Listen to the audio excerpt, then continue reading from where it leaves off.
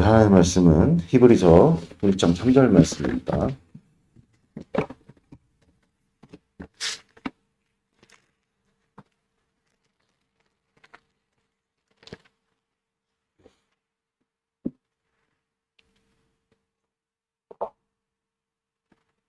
같이 읽도록 하겠습니다. 1장 3절. 이는 하나님의 영광의 강체시요 그 본체의 형상이시라. 그의 능력의 말씀으로 만물을 붙드시며 죄를 정결하게 하는 일을 하시고 높은 곳에 계신 지극히 크신 이의 우편에 앉으셨느니라.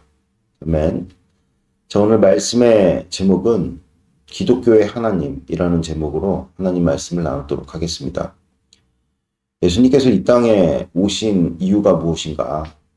이것이 여러 가지 우리가 의미로 생각해 볼 수 있겠지만 그 중에도 아주 중요한 축을 이루고 있는 예수님 이 땅에 오신 이유가 성경에 기록되어져 있죠. 히브리서 4장 우리 15절 말씀 같이 한번 읽도록 하겠습니다. 4장 15절 읽겠습니다. 시작. 우리에게 있는 대제사장은 우리의 연약함을 동정하지 못하실 리가 아니요 모든 일에 우리가 똑같이 시험을 받으시니로되 죄는 없으시니라. 이 동정이라는 단어를 개역개정에서는 체울로 번역을 했죠. 오히려 어떤 측면에서 보면은 동정이 좀 더 좁은 의미인 것 같고 체울이 훨씬 더 광의한 넓은 의미로서 후자의 번역이 더 잘 된 것이 아닌가 개인적으로 그렇게 생각이 됩니다. 어찌됐든 간에 예수님께서 근데 물론 체울이라는 단어는 좀 어렵기 때문에 동정이다 이렇게 이제 명확하게 의미가 넓으면 넓을수록 여러분들 이해는 어렵잖아요. 그렇죠? 다소 철학적이고 근데 의미가 좁으면 좁을수록 구체적으로 와닿죠. 그래서 동정이라는 단어가 훨씬 더 많이 와닿는데 예수님께서 이 땅 가운데 오셨다는 것은 성육신을 의미하는 것으로 한마디로 신이 인간이 된 것이죠. 어떤 종교에도 없는 개념입니다. 그러니까 다른 종교에도 신이 잠시 잠깐 이렇게 인간으로 현현하는 그런 경우는 있어도 인간으로 살다가 인간으로 죽은 경우는 없죠. 그렇죠? 이건 아주 기독교의 아주 독특한 아주 특별한 개념입니다. 그러니까 진리죠. 예수님께서 인간이 되심은 여러분들 오늘 말씀에서 밝힌 말처럼 우리를 뭐 하시기 위함이냐? 동정하시기 위함입니다. 동정하시기 위함. 그러니까 우리가 누누이 밝히지만 하나님의 우리를 향한 구원의 근거는요. 단 한 가지밖에 없습니다. 우리를 사랑하셨기 때문에. 여러분 사랑하면 드는 가장 첫 번째 감정이 무엇입니까? 사랑 자체도 감정이지만 우리가 어떤 대상을 사랑할 때 사랑을 그냥 감정으로만 이야기하기는 너무나도 의미가 넓죠. 우리가 누군가를 사랑을 할 때 느껴지는 여러분들 첫 번째 감정이 긍휼이죠. 긍휼. 아멘. 그러니까 하나님께서 우리를 불쌍히 여기신다. 저는 우리 강윤이 볼 때마다 애처로움이 느껴집니다. 왜냐하면 연약하기 때문에 사랑스럽기도 하고 귀엽기도 하고 예쁘기도 하지만 제일 먼저 느끼는 감정은 불쌍함이죠. 긍휼함이죠. 할렐루야. 그래서 시편 103편 13절에 보니까 하나님 당신의 백성을 긍휼히 여기신다 이런 표현이 있습니다. 그래서 하나님께서 불쌍히 여기실 때 여러분들 우리에게 구원의 손길이 임하게 된다. 그래서 여러분들 예수님께서 이 땅 가운데 성육신 하신 것입니다. 그러니까 신이신 하나님이신 그분이 인간으로 살다가 인간으로 죽으셨기 때문에 인간의 연약함을 누구보다도 잘 아신다. 아멘. 그러니까 우리가요 타인의 아픔에 공감하지 못하면 불쌍히 여기지 못하죠. 그렇죠? 그러나 우리가 한번 겪어본 일이고 그 아픔을 안다 그러면은 판단에 앞서 어떤 긍휼의 마음을 갖게 되는 것이겠죠. 그래서 누군가 아는 것은 굉장히 중요합니다. 그래서 대한민국에 굉장히 아저씨들에게 센세이션을 일으켰던 드라마, 요새 마약 사건 때문에 연루가 되고 참 고초를 겪고 있는 배우지만 이성균 배우가 주연을 맡았던 나의 아저씨인가요? 거기 굉장히 유명한 대사가 나오는데 어떤 한 사람을 알면 그 사람이 미워할 수 없다. 그 사람을 알면 미워할 수 없다. 그런 단어가 그런 어떤 대사가 나와서 굉장히 많은 사람들의 심금을 울렸었죠. 그러니까 우리가 누군가를 아는 것은 굉장히 중요한 문제다. 그런데 성육신하신 우리 하나님이신 예수님께서 이 땅 가운데 오셔서 인간이 누구인지, 인간이 어떤 연약한 가운데 휩싸였는지, 인간이 죽을 수밖에 없는 죄의 숙명을 짐지우고 산다는 것이 무엇인지를 누구보다도 예수님께서 잘 아신다. 할렐루야. 이것이 예수님께서 이 땅에 오신 첫 번째 이유입니다. 이제 예수님은 우리 가운데 육체로 계시지 않죠. 그는 이제 보좌 우편에 앉으셨습니다. 왜 그러면 굳이 예수님께서는 우리를 떠나셔서 보좌 우편에 앉으셨냐? 여러분들 그것은 오늘도 시편 1편, 그러니까 히브리서 1장 3절 말씀에 보좌 우편에 앉으셨다 이렇게 표현이 있는데 그것은 여러분들 우리를 중보하시기 위해서다. 할렐루야. 아멘. 히브리서 12장 우리 2절 말씀 같이 한번 읽도록 하겠습니다.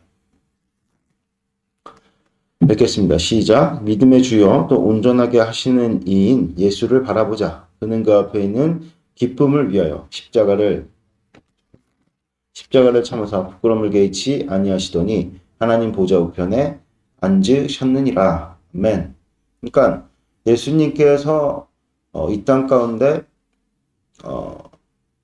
성육신하신 또 다른 이유가 이 하나의 표현에, 그러니까 보좌 우편에 앉으셨다라는 표현에 담겨져 있는 것이죠. 그러니까 보좌 우편에 앉았다. 이게 무슨 의미냐? 실질적인 하나님 나라의 실권, 통치의 실권을 가졌다는 의미입니다. 보통 이제 보좌는 왕을 상징하고요. 그 우편은 총리 대신의 자리죠. 그래서 이 그림을 잘 보여주고 있는 게 요셉입니다. 요셉. 그래갖고 바로가 나라를 어떻게 통치할까? 그때 이제 그 통치의 비전에 대해서 요셉이 밝히고 그랬더니 바로가 그 왕의 인장 반지, 모든 걸 결정할 수 있는 반지를 끼워주죠. 총리가 되어서 실제 이집트를 누가 다스립니까? 요셉이 다스리죠. 마찬가지입니다. 하나님의 보좌 우편에 앉았다는 것은 하나님 나라의 통치의 실권을 분명히 누가 붙들었다는 것입니까? 예수님께서 붙들었다. 할렐루야. 그러니까 실질적인 우리의 왕은 누구십니까? 예수님이시다. 그러니까 예수님께서 이 땅 가운데 사람들의 왕이 되시려면 당연히 사람으로 오셔야 되죠. 아멘. 그러니까 성육신 하신 두 번째 이유가 무엇이냐? 우리의 실질적인 왕이 되시기 위해서. 할렐루야. 아멘. 그래서 여러분들 우리가 잘 생각해야 될 게 무엇이냐면 하나님은 신이시잖아요. 그런데 이제 그 신에 관한 여러 가지 학설들이 있는데 그 중에 하나가 이신론이라는 것인데 이게 참 타종교에서 굉장히 팽배한데 특별히 이슬람의 신은 어떤 신이냐? 세상을 창조하고 그냥 멀찍이서 관망하는 신이죠. 그리고 선과 악의 개념을 만들어서 신자들로 하여금 선한 길로 너희들이 열심히 잘 살아봐라. 그러면 내가 너희들에게 상을 주리라. 한 발짝 떨어져 있는. 그래가지고 그 신의 어떤 뜻에 부응하기 위해서 이 지금 이슬람 사람들이 수단과 방법을 가리지 않고 뭐 테러도 일으키고 그러잖아요. 특별히 뭐 폭탄 테러 할 때 뭐 그들은 이제 그 전쟁을 성전이라 이해를 해서 그렇게 뭐 남을 해치더라도 이제 죽고 나면 천국에 있을 거야. 이런 강한 신념을 가지고 그런 일들을 행한다는 얘기를 제가 들었어요. 그러니까 그만큼 참 이신론, 그 알라, 그쵸? 이슬람의 어떤 그런 신학의 체계에서 신은 관망하는 신, 이렇게 이제 우리가 생각할 수 있는데 생각보다 많은 기독교인들이 하나님을 그렇게 여기는 경우들이 많이 있다는 거예요. 여러분들 근데 우리 하나님은 관망하는 하나님이 아닙니다. 다시 한번 말씀드리지만 성경을 우리가 깊이 들여다보면 하나님은 우리 삶에 깊이 관여하셔서 세미한 아주 세세한 것까지 통치하시는 하나님이라. 통치하시는 하나님. 그분은 우리의 왕이십니다. 할렐루야. 그래서 오늘도 히브리서 1장 3절 말씀에 여러분들 능력의 말씀으로 만물을 붙드셨다고 말씀하고 계세요. 그러니까 말씀으로 창조하실 뿐 아니라 이 모든 운영간 예를 들어 우리가 아침에 딱 일어나면 해가 뜨잖아요. 이것은 우리가 과학적으로 밝혀졌죠. 지구의 어떤 자전과 공존이 절묘하게 조합을 이루어갖고 오늘도 우리가 이렇게 낮을 맞이하게 되는 거 아닙니까? 보시면 이제 겨울이 되고 봄이 되고 사시사철이 이렇게 돌아가는 것은 이렇게 돌아가잖아요, 여러분들. 이 운용되는 것이 하나님의 말씀으로 붙들려서 한치 오치 없이 돌아가고 있다. 성경은 우리에게 분명히 말씀하고 있죠. 할렐루야. 아멘. 여러분들 주님께서 조금이라도 이걸 놔버리시면 우리 다 죽죠. 실제 하나님께서 모든 창조를 만물을 창조하시고 그 만물을 지금 말씀으로 다스리신다. 여기에 대한 분명한 믿음이 있어야 되는 것이죠. 아멘. 그러니까 무슨 얘기냐? 우리에게 적용을 해보면 우리의 삶을 주님께서 그냥 내팽개 친 것이 아니라 아주 유심하게 관심 있게 들여다보시면서 우리의 인생을 통치하신다. 할렐루야. 이것을 여러분들이 분명하게 마음에 새기시는 복된 축복이 있길 바랍니다. 그래서 제가 이틀 전에도 이야기를 했죠. 말씀에 순종하면 순종에 우리는 열매를 얻을 것이요. 또 말씀에 불순종하면 불순종의 열매를 얻게 된다고 분명하게 우리가 나누었죠. 그러니까 말씀을 벗어나서 누구도 살아갈 수가 없어요. 할렐루야. 아멘. 여러분들 반드시 이 땅에 예수님 믿지 않는 자들은 심판을 받게 될 것입니다. 왜냐하면 말씀에 기록되어 있기 때문이죠. 할렐루야. 말씀 믿는 자들은 어떻게 될까요? 하나님께로부터 상급을 받게 될 것입니다. 할렐루야. 왜 그렇습니까? 말씀에 기록되어져 있기 때문입니다. 말씀에 순종을 하든 불순종하든 말씀대로 되는 거예요. 할렐루야. 이것을 여러분들이 분명하게 마음에 새기시는 복된 축복이 있길 바랍니다. 그래서 이제 예수님의 성육신을 이제 우리가 한 문장으로 우리가 정의를 하자면 예수님은 성육신 하신 이유가 우리를 잘 아시는 동정으로 표현이 됐죠. 우리를 동정한다. 무슨 뜻입니까? 우리를 채우란다. 그러니까 우리를 잘 아시는 우리의 삶의 통치자가 되시기 위해서 이 땅 가운데 성육신 하셨다. 할렐루야. 아멘.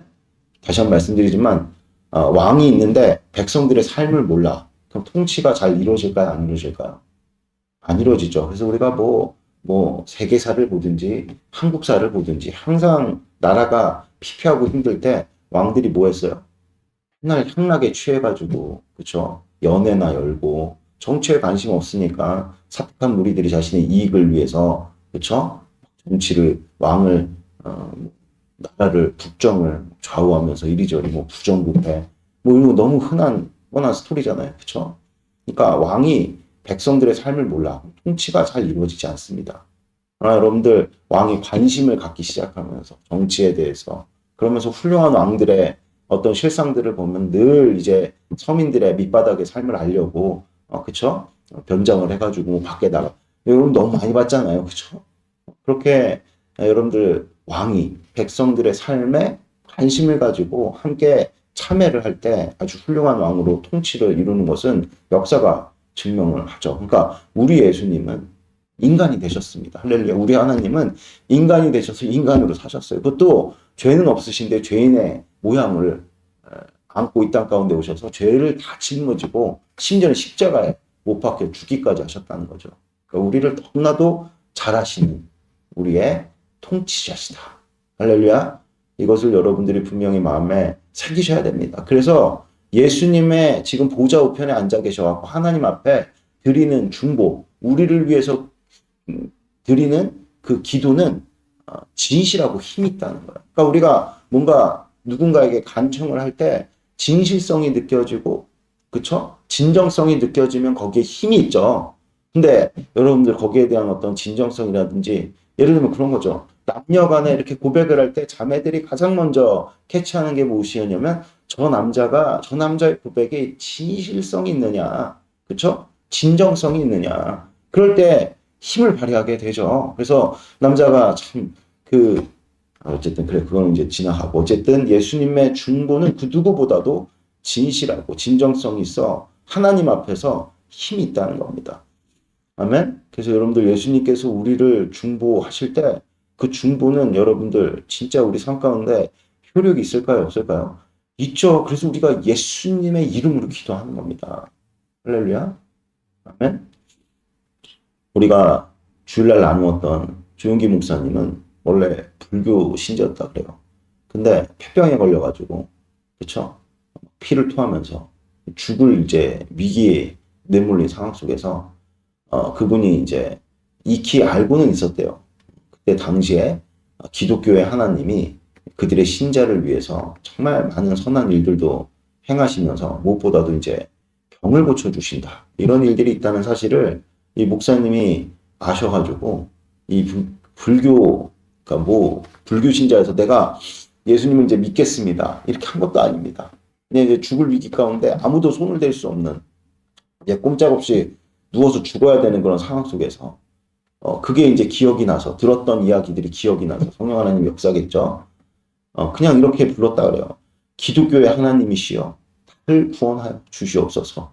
그냥 이 한마디로 이렇게 기도를 하나님 앞에 올려드렸는데 제가 이거를 왜 실감 있게 이게 저는 받아들여지냐면 제 회심이 그랬어요.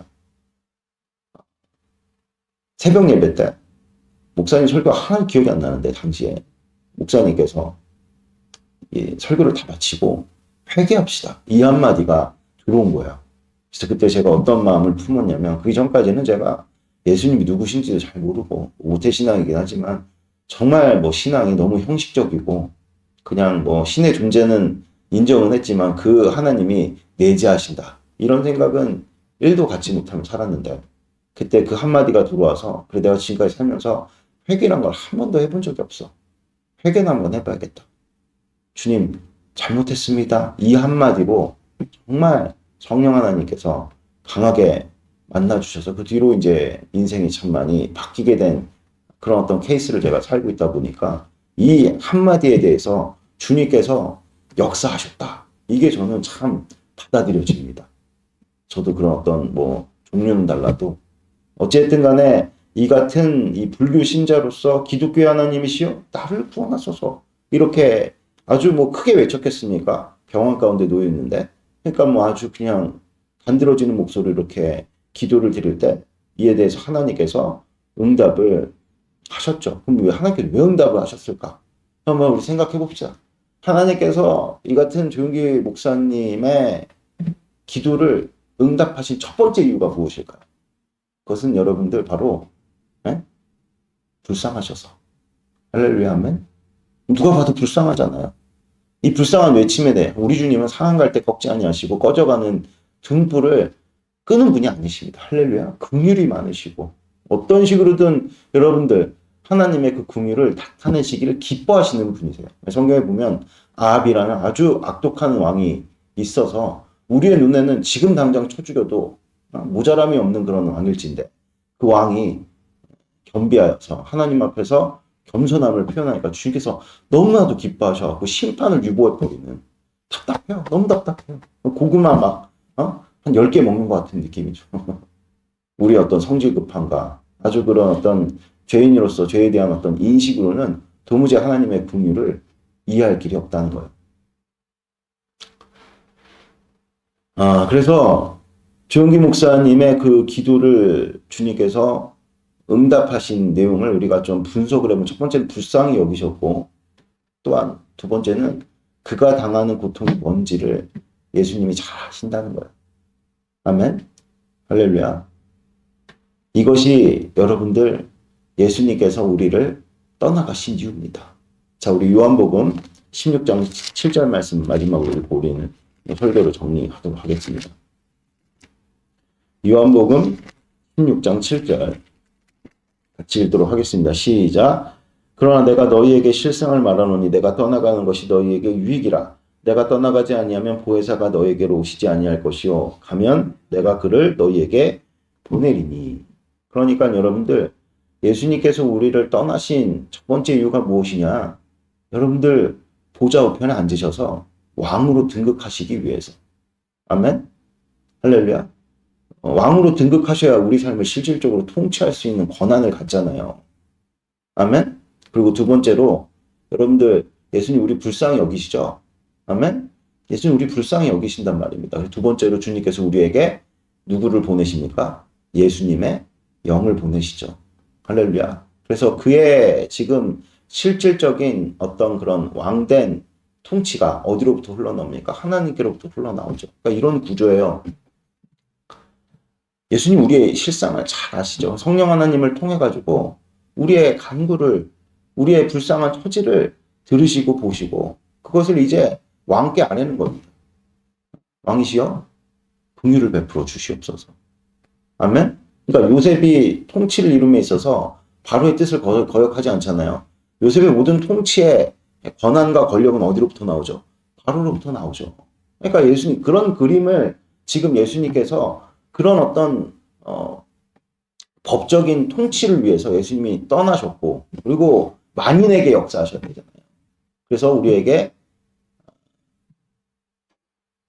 성령 하나님을 보내시고 또 성령 하나 예수님의 그런 어떤 그 강구를 그러니까 통치의 일들을 즉시로 효력 있게 여러분들 우리 가운데 나타나게 하시기 위해서 우리에게 성령 하나님을 보내셨다. 그리고 예수님은 지금 다시 하나님의 보좌 우편에 앉으시기 위해서 하늘로 올라가셨다. 지금도 그래서 보좌 우편에 앉으셔서 우리를 대신해서 중보하신다. 우리는 다 예수의 영을 가졌어요. 그래서 우리가 실질적으로 기도의 대상이 누구냐? 우리 안에 계신 성령 하나님이십니다. 할렐루야. 성령 하나님께 우리가 간청을 들을 때 여러분들 우리가 물리적으로 생각해도 저 하늘 굉장히 멀잖아요. 예수님이 보좌 우편에 보좌 우편에 앉아 계신다. 그럼 여러분들 우리가 용산에 대통령이 이렇게 있어도 하늘보단 가까워도 우리의 이야기나 우리의 어떤 말들이 닿을 거라고 생각 잘 안 하잖아. 그렇죠? 근데 하물며 하늘에 계신다. 그럼 얼마나 멀어요. 그러니까 우리가 자꾸 이신론적 신앙관에 빠지게 마련인데 여러분들 우리에게 누굴 보내주셨죠? 성령 하나님을 보내주셨는데 그 성령 하나님이 예수의 영이십니다. 아멘? 그러니까 한마디로 얘기해서 우리가 대통령과 직통으로 연결되는 전화기 이렇게 표현하면 쉬울까요? 이게 다 아주 모든 것들을 다 설명할 수는 없겠지만 비유를 하자면 그렇다는 거죠. 우리 안에 성령 하나님이 계셔서 우리가 간청 드릴 때, 우리가 기도할 때 여러분들 즉시로 여러분들 우리 주님께서 들으셔서 그분은 누구시다? 우리를 너무나도 다 잘 아시는 긍휼이 풍성하신 우리의 삶을 실질적으로 통치하신 권한을 가지신 왕이시다. 그분의 한마디면 여러분들 우리의 인생은 바뀔 수 있다. 여러분 심지어는 이렇게 폐병에 걸려가지고 폐병 말기 죽을 수밖에 없는 그런 상황 속에서도 우리 주님께서 말씀하시니 중보하시니 하나님의 허락하시니 주님께서 그 허락된 말씀 중보하신 간청 들여서 제가를 받은 그 말씀이 이제 조용기 목사를 낫게 이 한마디가 성령 하나님의 역사로 말미암아 이루어지니 이제 그 뒤로 조용기 목사님께 변화되셔서 목사님이 되셔갖고 참 순교공교회를 통해 많은 사람들을 구원하는 복된 인생을 살다가 얼마 전에 소천을 하셨죠. 이 같은 복된 은혜가 여러분들의 삶 가운데서 충만하실 주 예수를 축원드립니다. 말씀 결론을 맺을게요. 여러분들 힘들고 어려운 일 있으면 간청하십시오. 그러면 예수님이 우리를 동정하십니다. 예수님 우리를 불쌍히 여기세요. 왜냐하면 그분은 인간이시기 때문에 인간으로 오셔서 인간으로 사시다 인간으로 죽으셨습니다. 인간을 너무나도 잘 아세요. 우리의 고통을 잘 아십니다. 할렐루야. 아멘. 우리를 긍휼히 여기십니다. 우리가 어려움의 문제, 고통의 문제 주님께 간청 드릴 때 주님께서 도와주세요. 안 된다고 우리가 생각하는 것은 우리 생각이죠. 주님께 아뢰세요. 안 된다고 생각하는 내용들도 주님께 아뢰세요. 주님께서 기가 막힌 길로 우리를 반드시 인도하십니다. 기도드리겠습니다. 하나님 아버지 감사합니다.